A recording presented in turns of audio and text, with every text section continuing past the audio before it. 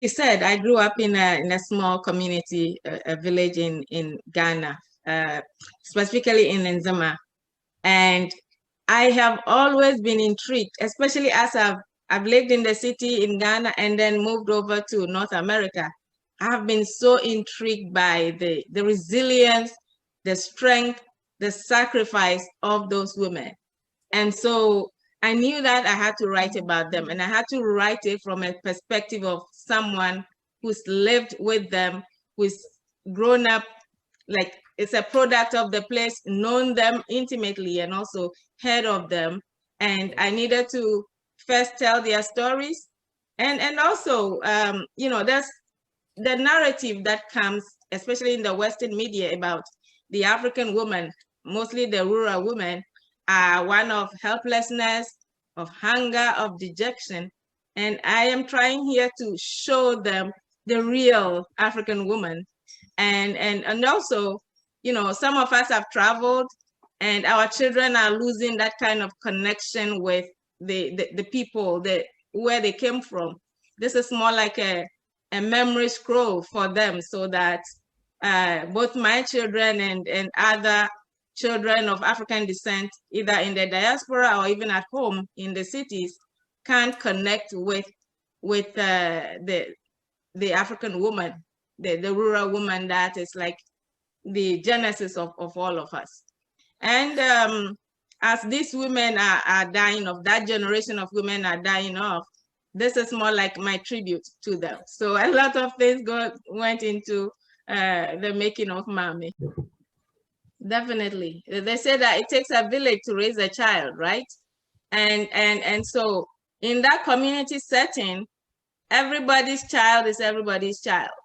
So your child goes out to go play. You are not worried, because you know that if there's something happening, someone will take care of it. If your child gets in trouble, and he's the one, or he or she is the one causing the trouble, he or she will get rebuked, and someone will take care of it. So that community, that readiness to step in and help one another, that is something that we must never lose. I like to think that that would be a who, because she's seen life from the way it was, right? She had certain expectations that as a girl, this is the most I can get to, and so let me do my duty, and then get done with it. But then when she meets a circumstance that gets her questioning some of the things that she has accepted, she doesn't just take it and sit there, right? She does something about it. And through that, she's able to change not just the fortunes of her own family, but then by letting her daughter get to the way that she got, she's coming back to this society and probably give Princess Yaba a run for her money. But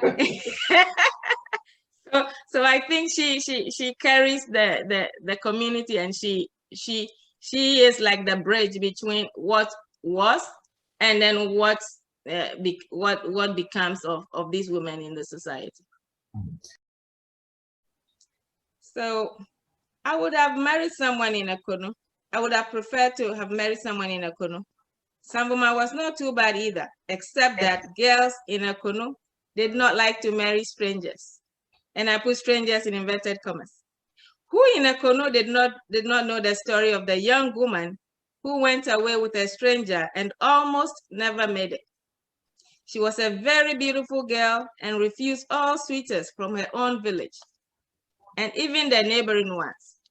Simple and learned, rich and poor, young and old, she refused them all. Neither her parents nor anyone else could convince her to accept someone. She became known as a snob. It turned out that a python heard about her and decided to teach her a lesson. It changed itself into a handsome young man and visited her village. He met a girl at the edge of the river as she was drawing water. She was so smitten by his looks that she accepted to marry him right away. She could not wait for him to pay her bride price. Her parents advised her to wait until she knew more about him, but she refused. When they would not accept her bride price, which he finally offered because it was too low, she threw the money at them and ran off with him. As they journeyed through the forest, the path kept closing behind them. They walked for 3 days, during which the nice and handsome stranger changed completely in his behavior. He would not wait for her to catch up and only responded to her with grunts and monosyllables. The farther they journeyed, the more irritable he became. On the 3rd day, he stopped by a small stream and asked her to wait for him. When he emerged, he was not a handsome young man she had followed, but a mean-looking python. She was terrified, but there was nowhere for her to go. The python started to swallow her. She begged and screamed for help, but there was no one else around. He had almost swallowed her when out of nowhere flew an arrow. It hit the snake and killed it. It had been shot by a hunter from her village, whom she had previously refused to marry. He was in the bushes nearby when he heard her screams.